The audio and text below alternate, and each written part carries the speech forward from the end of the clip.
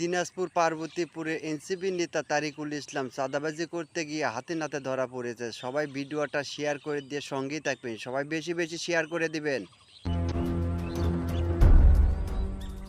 দিনাজপুরের পার্বতীপুরে সেনা কল্যাণ সংস্থার ট্রাক আটকে চাঁদাবাজির সময় এনসিপির নেতা তারিকুল ইসলাম গ্রেফতার হয়েছেন।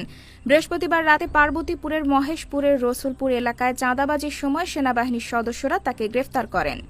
স্থানীয় সূত্রে জানা গেছে, বড় পুকুরিয়া কয়লাখনি থেকে টেন্ডারের মাধ্যমে পরিত্যক্ত মালামাল পেয়ে সেনা কল্যাণ সংস্থা দুটি ট্রাকে নিয়ে বের হয়। সন্ধ্যা ৭:৪৫-এ রসুলপুরে পৌঁছানোর পর তারিকুল ইসলাম এবং তার সহযোগীরা ট্রাক থেকে চাঁদা দাবি করেন।